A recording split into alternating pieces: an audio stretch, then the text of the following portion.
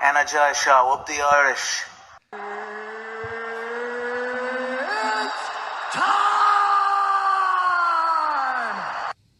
Okay, what's going on, guys? Welcome to a brand new episode of Energized, brought to you by Forged Irish Stout. Ross, are you intoxicated or something? Introduce the world champions, bud. Bonjour and welcome to the latest Energized show. Today we have the Cage Warriors welterweight champion in Rhys McKee and the Cage Warriors bantamweight champion in Caolan Loughran. But they are champions no more because they've left for pastures new. They are both now with the UFC and we're delighted to have them on for a second time in the build-up to UFC Paris. Lads, how excited are you getting? Yeah, super excited. Like it's next week. It's unbelievable. It's what a great position and a great platform we have, and one that we're both going to relish in. And what about yourself, Caolan? I can't wait. It's like when you're saying it's weeks away, but now it's next Saturday, so it's I getting close, lads. Buzzing. Lads, welcome to the show, and we're absolutely buzzing to see you perform in UFC Paris. Ross, like, what do you think of this? The way the whole country's reacted to the two lads signing with the UFC? Yeah, I think everyone's behind the lads, and so they should be. And I think it's very deserved that the two lads have got here. And I think they're two great representatives of the country, and I can't wait to see them do the business over there. Rhys, obviously this is your second time here. What advice would you give to Caolan based on your experience first time out?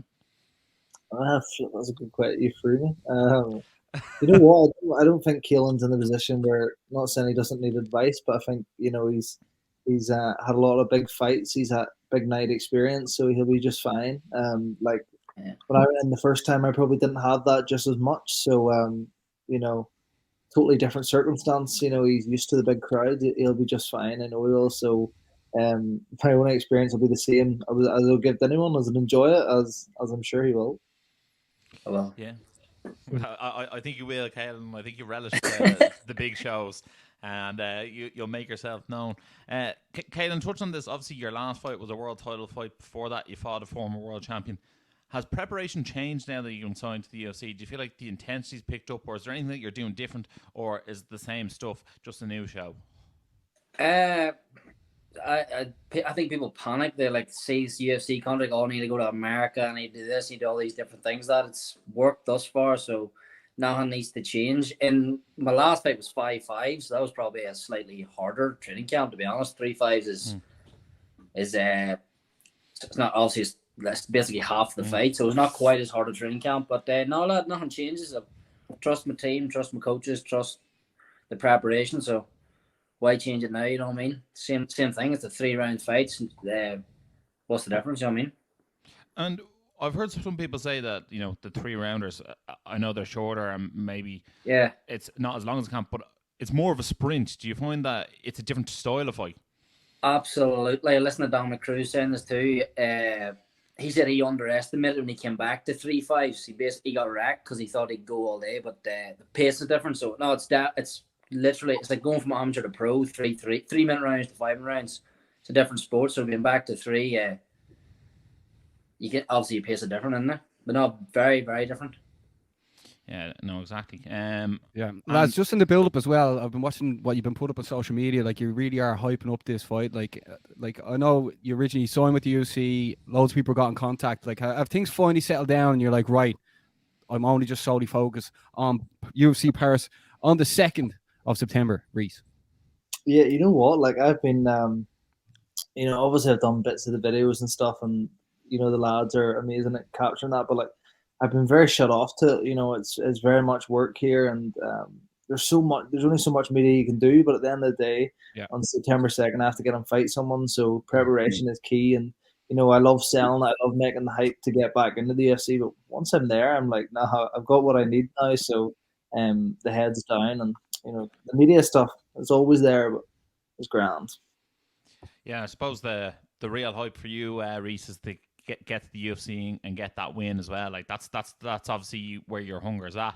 And I know I asked Caolan, but has anything changed in preparation for this camp for you, or is it same Rhys McKee, same result, same finish? You know what? It is, and it feels, it's like it feels as normal as a fight as Jimmy did, as Justin did. This is just where we're meant to be right now. And as this, I actually fought today. That's the first free rounder in a while, because obviously me and Jimmy went to the end of the fourth, and Justin went to the third, I believe. So I'm coming out here to sprint. Only Liam said today that this is a sprint, and I'm coming out full throttle, full clip straight away. So I'm just gonna go insane here. It's nice to not have the 5 rounds, so I'm looking forward to that pace. Yeah. Things are getting real as well. But the two lads told us that USADA have been calling into the house, and Rhys actually took a picture of your man. And Caolan said he bottled getting a selfie. Caolan, unbelievable, man. It was cool though to come back and train, and they're like, "You saw it wrong." They're like, "Where are you at?" So it was cool. It's one of those things where it definitely is probably something that makes the experience more real as well. When you have the calls to the door, you're like, "This is part of the journey." Do you guys have the app actually to like sort of fill out your location? Yeah, just professional, and it's cool, lad. It's cool to be part of it. Yeah, definitely. It is. Yeah, lads, just on a selfish note for myself, like covering MMA, like covering the UFC, covering Irish MMA, like one thing that I really, really loved seeing is lads like yourselves having these amazing stories, then finally signing in the big leagues, and then showing everyone else around the country that it can be done again, and that is being done more and more and more. Also, shout out Ian Gary winning over the weekend, Sean O'Bannon in the UFC, like hoping to see more faces in the UFC. So lads, like honestly, covering this sport and watching you lads progress into UFC is just it's an amazing feeling, and it's been unbelievable being there for some of your biggest wins and enjoying them with you, and for you being on the show. So that's why, like, myself and Ross are definitely going to be pushing your fights on September 2nd, like as if it's like a World Cup final, Ross. Yeah, well, you know what? I was only saying that UFC 292 in Boston had Ian Gary fighting, and then obviously Brad Catone changed out of SPG Ireland, so like that was a big weekend. And then like in 2 weeks' time, you have another big weekend in UFC Paris, and like these are the weekends as MMA fans that you live for, and these are the ones that like we look forward to most. So like I can't wait to see it. One thing that obviously, you know, I asked Rhys, did you have any advice for Caolan? Caolan, obviously you went into the Lions Den in Italy, and you fought against a hometown guy. Now you're both fighting against hometown guys in France. Do you have any advice for Rhys going in there and not being the fan favourite? Because Rhys, you've been the fan favourite, I'd say, for your last 3 or 4 fights. Just take it in, because it is fucking deadly. I love it. Do you know what I can't wait for? The fight's obviously deadly, so I'm actually going for the ceremonial weigh-ins. I hope they boo the fuck out of me. Yeah. Have you pictured that coming up, lads? Like just the media, even the fight week, like getting on stage, like having everyone tuning in. Like it's going to be shown on Virgin Media Sports as well. It's going to be shown on UFC Fight Pass as well, obviously. But like the whole country's going to be tuning in because the 2 years are on this. For sure. Like I watched a lot of Ian's press and stuff in the lead up, and I think I found that very much like, almost like a visualization thing, like where I can almost see it now for myself. Obviously, like, listen, it's there, but this isn't. It's not weird. It's not. We haven't won a prize to be here. We've fought our way there, every punch and every kick and elbow. So, it's time to relish under the lights, and the lights are there for us. Like, do you know what I mean? That's it. Like, we've earned every step of it. So it's just time to soak in it. And obviously, Rhys, you just touched on Ian there. Obviously, that was an unbelievable performance from that. What did you make of that? And are you someone who watches the welterweight division like a hawk as well? Oh, for sure. Like, I'm a fight fan too. Like, so I think his performance was unbelievable. Like, a lot of people are saying how bad Magny was, but I think we have to give Ian a lot of credit to what he done as well. He totally shut his game out. I do think Magny's pretty terrible too, but I think it's Ian done to him. See, to be honest, that top 15 in the UFC welterweights is wide open. I think there's harder fights in the depth of the division. Like, the low, like the people that aren't even ranked are the harder fights than the ones that are in there. So, if anything, it showed me that I'm up there. I should be in that top 5 already. Yeah, I think me and Baz touched on last time that sort of 5 to champion is really elite at welterweight, and then bar 1 or 2 outside of that, like. It gets anyone can beat anyone on their night. So it is a really interesting division, and it's interesting to watch someone on the rise up, and then see as they say, fight the quote unquote gatekeeper. It's not mad in that term, but that's the way we saw it at the weekend. And then obviously, Caolan, we know you watched the bantamweights like a hawk. What did you make Sean O'Malley versus Aljo? Your division. My division. Unbelievable, lad. I did not think he was going to win. I knew he had a chance and stuff, but I actually wanted him to win, but I thought I predicted Aljo to win. So unbelievable, lad. Stuff, like literally stuff of dreams. It was like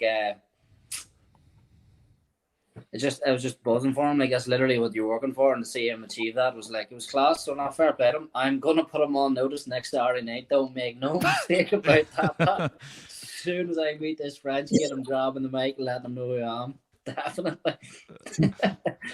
Man, you can't be fighting your fellow Irishman. Oh, for fuck's sake.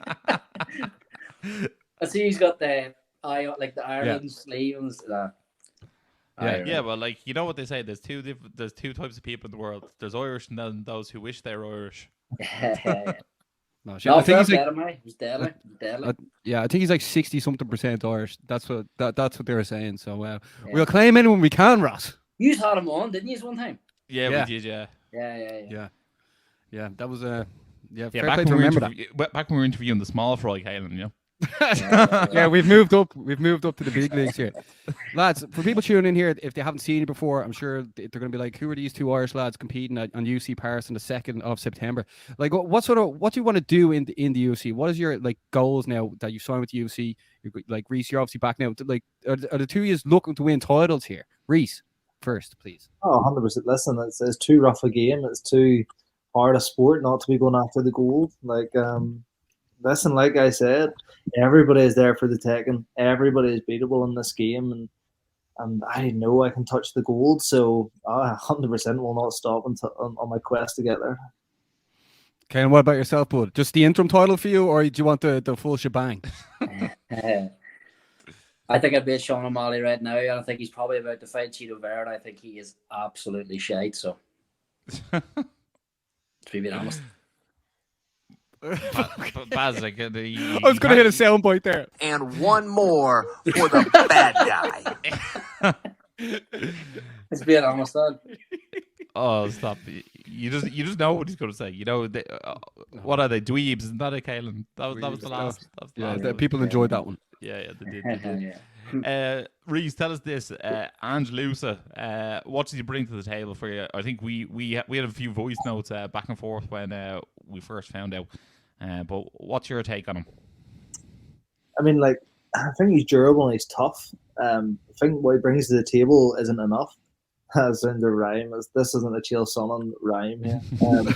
I just don't think he doesn't have enough to bring to the table. Like, he's too basic. He's very kind of old-fashioned style, and just be finished. And that's the truth. Like, he'll be finished. Durable and tough's not enough anymore. So, I'm just skilled and I can win the fight anywhere. So that's what I'm going to do. Yeah, well, in fairness, like, that fella hasn't got a finish since 2016, Rhys, and you're all day, every day finishes. So, you know what I mean? We expect you to get him out there, as you do. Yeah, keep that 100% finish record. Is that something that you want to keep hold of? It's not anything I've created it's just not by chance that I've done. It's just my fighting style, I think, and he's there to be hit, and if he's there to be hit, he's there to be slapped, and that's what's going to happen. Well, he will be a nice little feather in your bow, because he hasn't been finished yet. So he's up against that 100% finish rate. So let's have I looked at the fight before, and I think I've said this to you. I think your boxing's going to be too much for him. I think he loads up quite a bit, and I think he's going to try and throw. You know what? He's a typical 5'10" muscle bound, striker. Like, you have a postcard for everything he's going to send you. Listen, let's see. Do you know what I mean? We're going to be in the cage next Saturday night. I'm going to bring a lot of new tricks to the table. Let's go. He's going to go to sleep. That's what we want to hear, bud. That's what we want to hear. And then, Caolan, I'm getting excited already. What does Yanis Gamori bring to the table? It's quite a good. He's not a striker, but I don't know, lad. I'm the bookie's biggest favorite in this card, and I think it's with good reason. You know what I mean? I'm not that impressed with him, to be honest with you. His chin's up, and I said I hold myself in high regard. If he went into the top 5, O'Malley would light him up. Corey Sandhagen would light him up. Sterling would submit him, so I need to deal with him. Simple as that.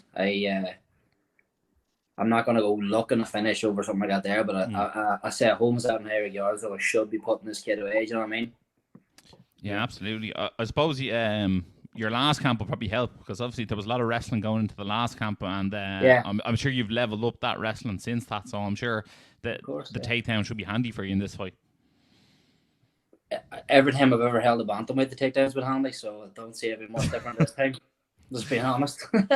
Is he another fat flyweight? Yeah. This kid's never actually. Funny you say that. This is his first fight at bantam. He's actually very big. Lads, after Ian's win over the weekend, Dana White said that there has to be one more fight for him before he brings the UFC back to Dublin. Like when you hear people talking about UFC Dublin, and like you're part of the UFC now, like what sort of goes through your mind, Rhys? Yeah, like it's class. Like, to be honest, it's really good. I think it'd be good to be part of that big event. You know, it has to be big if it comes back to Dublin. And I mean it in the nicest way. Like, it would need to be the real McCoy. Like, I've fought in Dublin a lot. I've fought in Belfast a lot. Like, if we're going to do Dublin, let's do it big. And, I'm sure if they're coming back, they're going to. So, yeah, I want to be involved with it. Like, I want to be involved. Okay, and what about yourself, bud?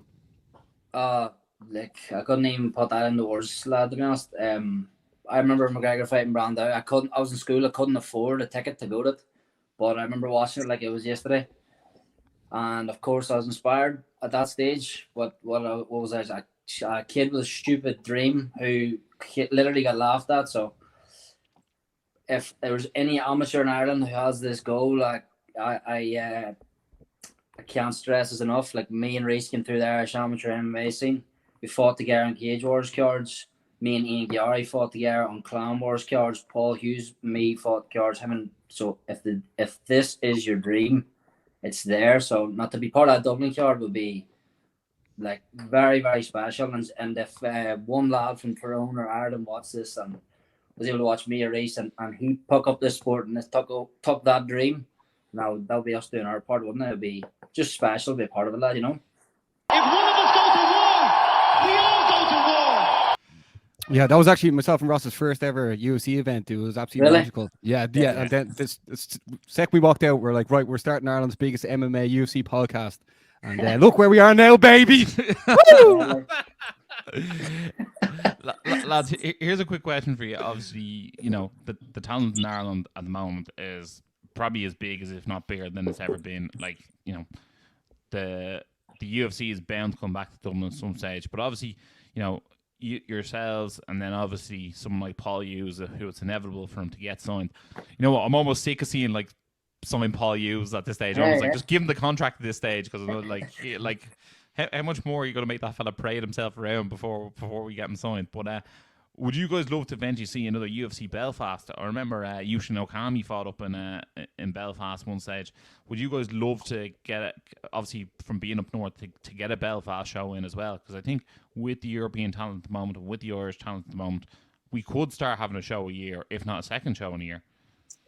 Yeah, I think that look at how the countries, the scene's going. They're all getting signed. Like, it's going to be inevitable. They're going to have to do Belfast and Dublin. Listen, wherever they are in Ireland, north, south. I was almost going to say west, but I don't mean that. We're in Ireland. Ruthless. It'll just be unbelievable. We're Irish lads who want to fly the flag in our country. Yeah, well, I think UFC fell in love with London for a while. And I think once they come back to Dublin, they'll fall in love with Dublin again. It's very overrated. I was in the crowd for Tom and Volkov, and they're talking about how unbelievable the crowd was. Very, very overrated, I thought, to be honest. Yeah, but I think the actual they're not.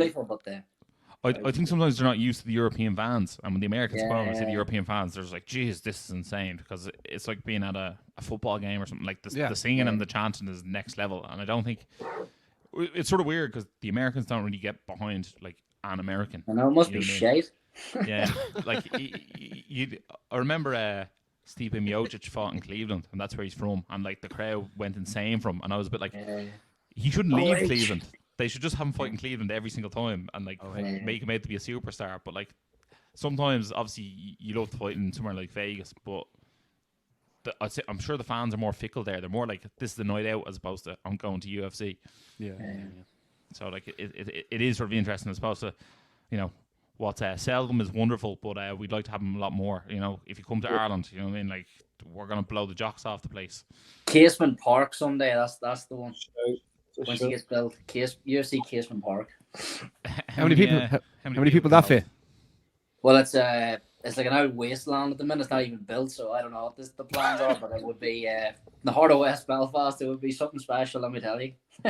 He called it here first. Uh, Lads, like the build up is happening now. UC Paris, like the whole country's going to be tuning in. Like I'm absolutely beating buzz for it. Myself and Ross are hoping to be there. We're just seeing if Rhys and Caolan can sponsor us to go over. We'll talk about that after, lads. But here, for the people tuning in now, we're going to give you lads a final word. Rhys, what do you have to say to the whole entire country that tune in now to see you compete on UC Paris? Just like, listen, they're with me every step of the way. Like, every single step of my career since I was an amateur at 15 till, right up until now, they've been with me every step. And, next Saturday, they're still with me and forever in my career. Do you know what I mean? I'm grateful of the whole country, but listen, it's not about getting here. It's about taking heads, and I'll do that with the Irish country behind me. Caolan, what about yourself, bud? You look ready to spit some lines there, bud. no, I'm not just there. Thank you so much for the support and all that there, but it's only a start. We're gonna get Sugar Sean. It is only the start, lads. It's only the start. It's we're about to go on a I'm beautiful gonna get him. journey. I'm gonna get him. Beautiful Don't worry. journey. Yeah, Ross, what you have to say, bud? Yeah, it's absolutely incredible. Like, obviously, you guys have like trained your absolute lives off of this. I hope you really do get to enjoy fight week. You know what I mean? The first time you're handing your UFC fight gear, you put on those gloves, try them on. I hope you really relish those moments. You know what I mean? Like, think of, Rhys, all the hard times you've put in Next Gen and in Fight Academy Ireland, all that blood, sweat and tears. That's all going to come to fruition come fight night. And same with yourself, Caolan, over in Team Cowbound. You left your family and friends to go over and make this your dream, and now you're both making it a reality. I can't wait to see it come fight night. It's going to be one of the biggest nights in MMA this year. It's going to be sensational. You both have entire nation behind you. One more thing, McGregor, where is the Forge sponsor? Me and Rhys. Get it out, number one bullshit. We'll get tagged. We'll send out the lads. We'll make sure to get some creamy Forge Irish stouts, and we'll get some. Oh, the cheese! What the fuck the stout? We'll have a forged Irish stout underneath the Eiffel Tower after a couple of victories, lads. I can't wait for it. Ross, take us away, bud, will you? Guys, thanks a million for joining us. I know it's late and it's coming up to fight week, so we really appreciate you. We're supporting you all the way, like everyone else. If you haven't watched this, make sure to like, share, subscribe, and as always, stay energized. Energized show, up the Irish. Been sussing you guys a couple of times. I've seen a couple of clips. I think you've done some interviews with Dylan Moran and that I saw. So keep going, keep up the good work, guys.